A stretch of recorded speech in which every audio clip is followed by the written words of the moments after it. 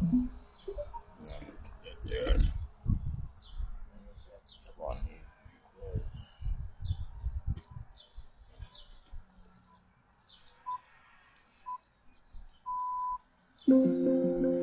to News After, the BBC World Service.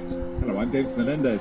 There's tight security in parts of Colombia as polls open for today's presidential election, with a human rights activist and a far-right populist nicknamed the Tiger among the front runners. We'll have the latest from Bogota.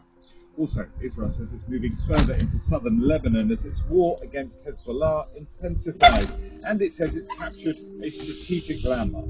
I instructed the IDF to expand the maneuver in Lebanon. The capture of Boko is a dramatic stage, a dramatic shift in the policy of the elite who has broken the barrier of fear. But one journalist's obsession with the late pop star George Michael, and why he's written a book about it. I think what really appeals to me about him is the sensitivity of his lyrics. You know, I grew up in a very macho Punjabi culture where men didn't really want feeling. All of that and more after the news.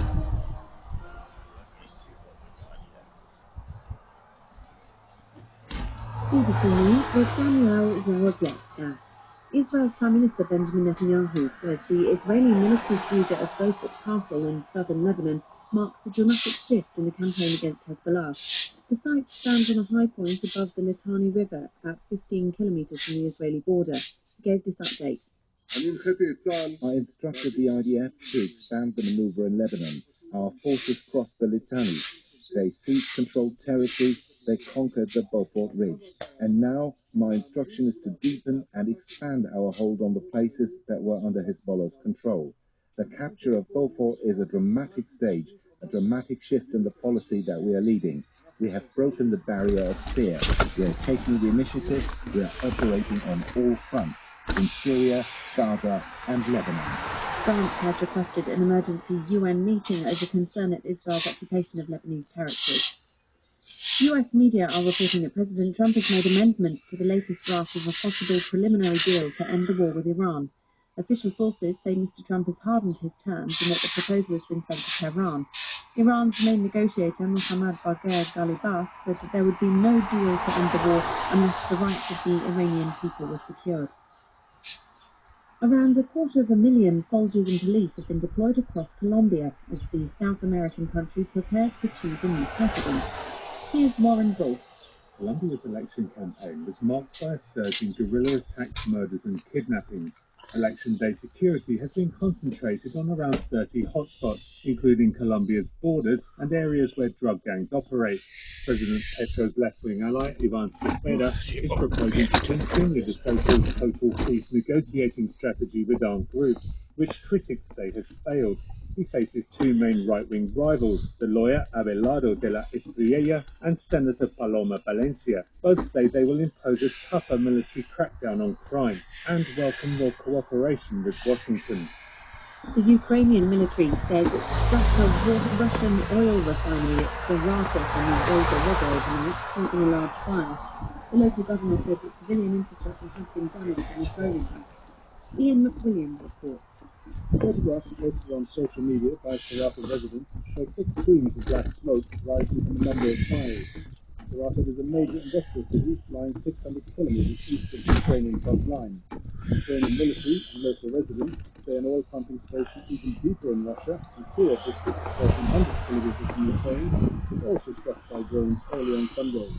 These long-range drone attacks on fuel infrastructure and a new strategy of attacking Russian transport and logistics hubs with mid-range drones, Ukraine is doing serious damage to the Russian war effort.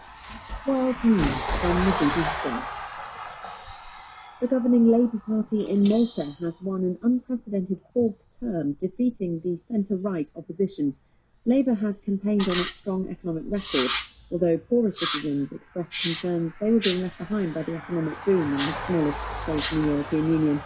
The campaign also highlighted the systemic corruption in Malta, as well as worries about illegal immigration and overdevelopment.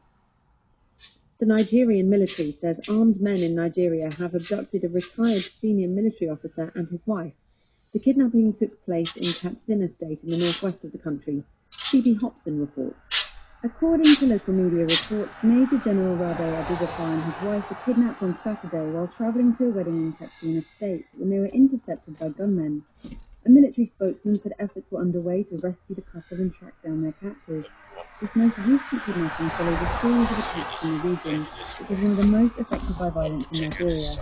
On Friday, at least 16 people were killed and armed men over the village. The Nigerian government said it has introduced measures to reduce the problem. In tennis, the four-time French Open champion Iga Swiatek has become the latest star known to be knocked out of the tournament. She was beaten in straight sets by the prestige seed Marta Kostyuk in the fourth round. It was Swiatek's birthday. On Saturday, the defending champion Coco Gauff also suffered a sharp exit in Paris, and in the men's singles, Novak Djokovic and the top seed Jannik Sinner have already been defeated. Football's Champions League winners, Paris Saint-Germain, are back home to the French capital to mark their victory against Arsenal in Saturday's final. Thousands are in the streets to join the public celebrations in front of the Eiffel Tower before the players are received by President Macron at the Élysée Palace. On Saturday, police in Paris detained nearly 800 people during violent clashes, which erupted after PSG's win in Budapest. BBC World News.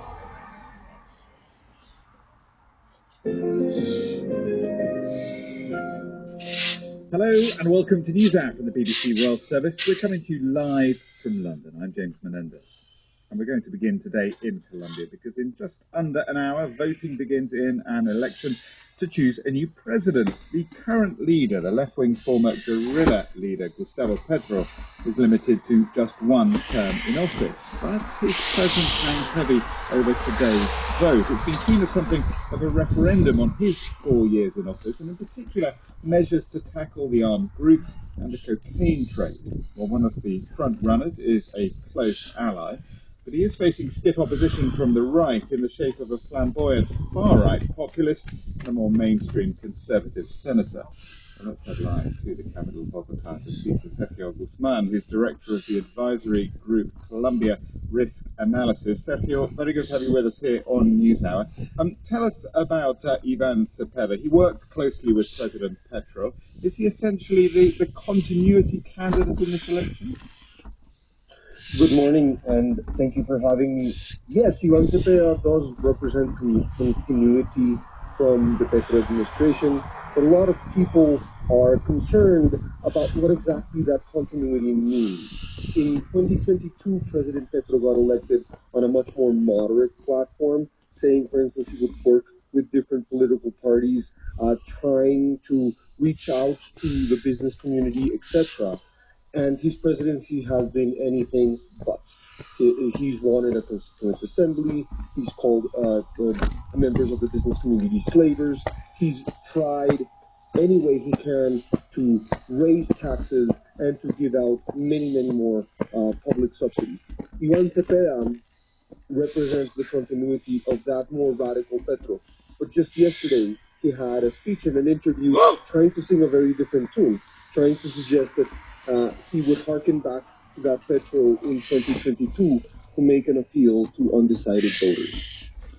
Tell us about one of his rivals, the far-right candidate, Abelardo de la Espriella. What is his pitch to voters? Well, Abelardo de la Espriella is a very famous domestic litigation attorney. He's a defense attorney, criminal defense attorney, and he has cut his teeth basically defending a lot of people that are indefensible. Some people that have been involved with paramilitary groups, some people who have been involved with financing the Venezuelan government or helping them launder money, such as Alex Saab. And he's coming to the elections from a far-right point of view, increasing security as a central point, building prisons in a way similar than Nayib Bukele is doing in El Salvador, obviously trying to promote capitalism and free markets, which gives a lot of investors assurances and promising austerity for the government. Interesting you mentioned El Salvador. I mean, he looks quite a lot like Nayib Bukele, doesn't he, the president? Yes, I think Abelardo de la Espriella's campaign and his entire candidacy is basically a consultant-made product, right? It mixes elements of Javier Milei from Argentina, Nayib Bukele from El Salvador, even Donald Trump. He sells watches. that are branded to his name.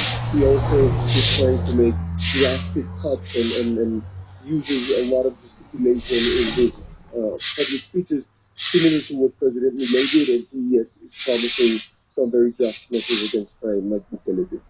Just one final candidate, Paloma Valencia, at least one final front runner. She's a sort of more traditional conservative politician. I mean, is she likely to make it through to the second round?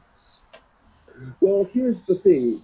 Valencia's campaign seems to suggest the most ideologically diverse capacity to attract voters, but that has also made her core voters dissatisfied because her core voters are much more to the right of center, Uribista, that Venezuela appeals to. So her attempt to moderate and to show herself as a more modern politician has also brought criticism from within, which for us, we've been talking to the different campaigns at Colombia Risk Analysis, and they're all throwing different numbers. So there's a very high level of uncertainty today about the election. Yeah, so it's wide open. Sergio, thank you very much indeed. Sergio Guzman of Colombia Risk Analysis, joining us live from Bogota. Well, let's take a closer look at President Pedro's legacy, and in particular what he did or didn't achieve with one of his signature policies, total peace, trying to bring the country very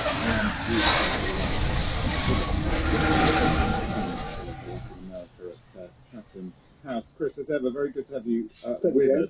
What was the strategy and did it work? Basically, the strategy was what he wanted to do was renegotiate peace, much like his predecessor from several terms ago, Juan Manuel Santos, did with the FARC.